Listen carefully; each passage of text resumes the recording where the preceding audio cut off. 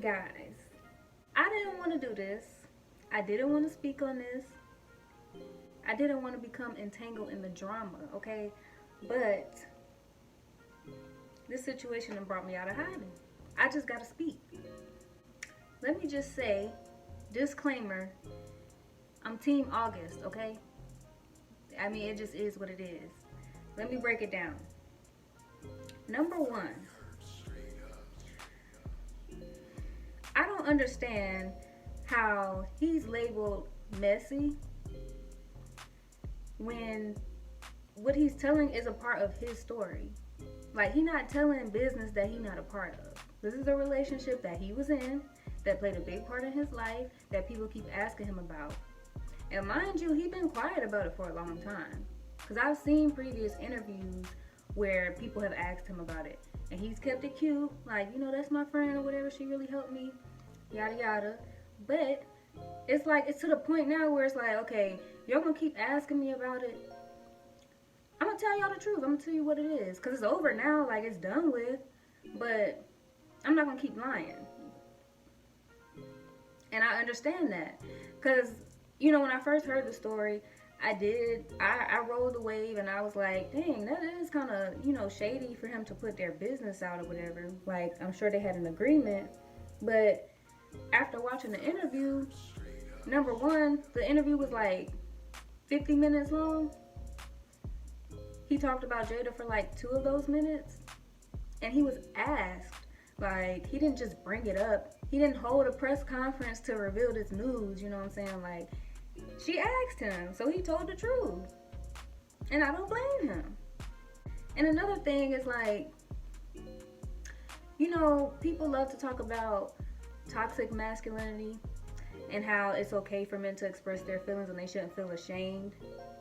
But why is it that when we see a representation of somebody sharing their feelings and being vulnerable, that's messy, and he's gay and he's sensitive, feminine, you know, like, that's the reason why that exists. What do y'all want? Y'all don't know what y'all want. Y'all want somebody that's in touch with their emotions, or do y'all want somebody that hides it? Because that's what I see when I look at him. Like, I feel like people are so used to hiding their emotions, hiding their secrets, that when they see somebody that's living in their truth, they're upset, like, they're mad. And you shouldn't do something that you scared, especially if you're a celebrity. Don't do something in the dark that you don't want to come to light, because you already know how that goes. It's going to come out eventually, more than likely, especially in situations like that. So I feel like she just got to take the L. I don't feel like he did nothing wrong. That's just my personal opinion. And I probably would have did the same thing. The part that's problematic to me, though, is, okay, I saw the Red Table Talk. I watched that first before the interview.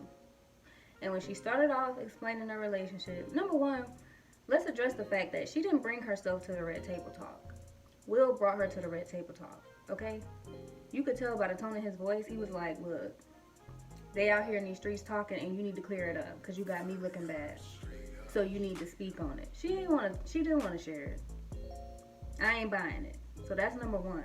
Because you could tell, like, she kept beating around the bush and stuff. Like, telling what happened but not really saying nothing. And he like, all right, spit it out. What was it? Because I need to know. We all need to know. He trying to save face too. So that's number one. So then she started talking. And when she said that she, well, they both made it clear that he was sick and he was like in a dark place when they took him in or when they helped him or whatever. And she was saying that her codependency made it to the point to where she found like healing in helping other people. Now that I understand, because I deal with that personally. So when she started telling that little bit, like, I was like, okay, yeah, I understand. You know, you see somebody that you feel like you can help, and in helping them it makes you feel important, and then you have that bond because, you know, you're feeling better about helping and he's feeling better about getting the healing. So I understand that dynamic. It's still toxic, but it happens. But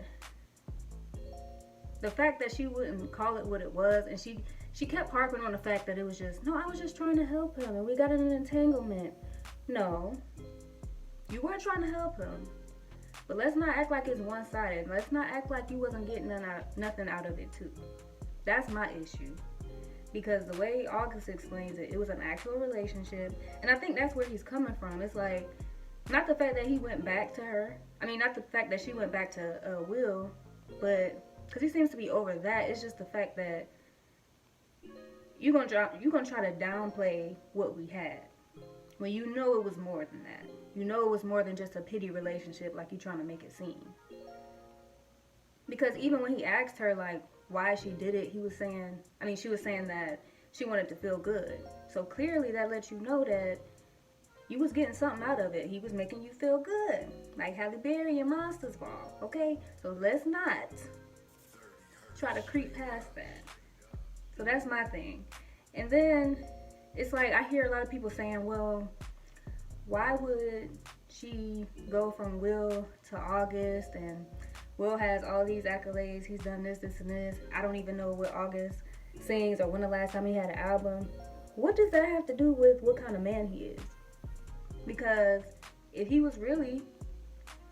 was really doing his job, she wouldn't need to go to somebody else to feel good or to feel better. So him having success, that doesn't mean anything about how he is as a partner.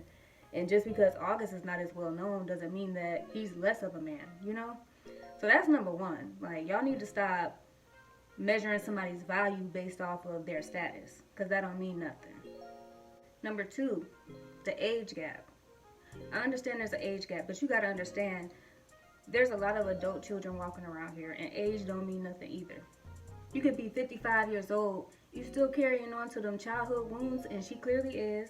That codependency, that needing to fix people, that's childhood issues. So yeah, she may be a grown woman, but she's still a child at heart, and so is he.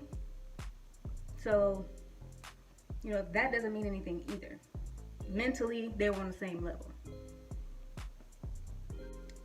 And another issue I have that I feel like people are bypassing, the fact that he's saying, oh, but I'm gonna get you back. And he wasn't joking. He was dead serious. And you see, she tried to gloss over it. Like, well, I don't think it's about getting anybody back. And he's like, no, I'm serious. I'm getting you back. And I believe it, too. And it doesn't matter if he cheated on her in the past, because I'm sure he has. But you know how men are. He gonna get her back. And he gonna make her feel guilty and make it feel like he's obligated or that he gets a pass for doing it. And that's trash to me. And it got me looking at him sideways, too. And like I said, the fact that I feel like he brought her on there because he was embarrassed, I don't know. It's something about it that ain't sitting well with me. And I feel like people are overlooking, like, Will's behavior. I feel like he low-key toxic, just based off of his response. I feel like their relationship is low-key toxic, too. I don't know. And I feel like not to say that they don't address the fact that they have problems, because they do. They don't make it seem like their relationship is perfect, but I feel like they've gained that image anyway, and it's like now I'm starting to see, like, you can't hold nobody as relationship goals, because you see, and they have the same issues that everybody else has, and we need to stop doing that, looking at people from the outside and feeling like, oh, they have everything, they have the perfect family with all that success, all that money, all that fame. They still got the same issues as us. And that brings me to another point.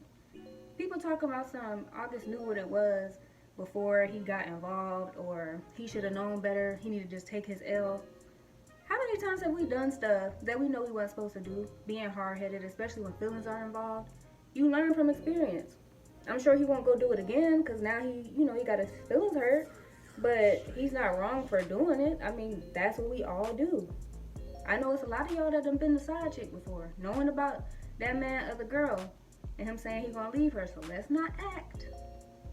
Let's not do it. And now this fool done took petty to the ultimate level and made a song called Entanglements. And I'm just like, bruh. But I can't lie, it ride though. It do. Because at first, when I saw it, I was like, alright, you doing the most. But you know what? I ain't even mad at him for doing that. Because number one, as an artist, you gotta capitalize off your scandal. So I ain't mad at him. And number two, that's what artists do. They put their pain in their music. So I ain't mad. Tell your story, August. You deserve it. And whoever mad just gonna be mad.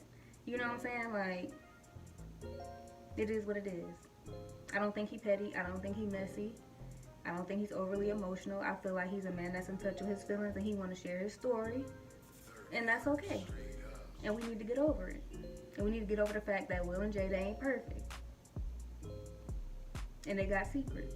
And I'm sure there's a lot more of them. So, that's my spiel. I'm out.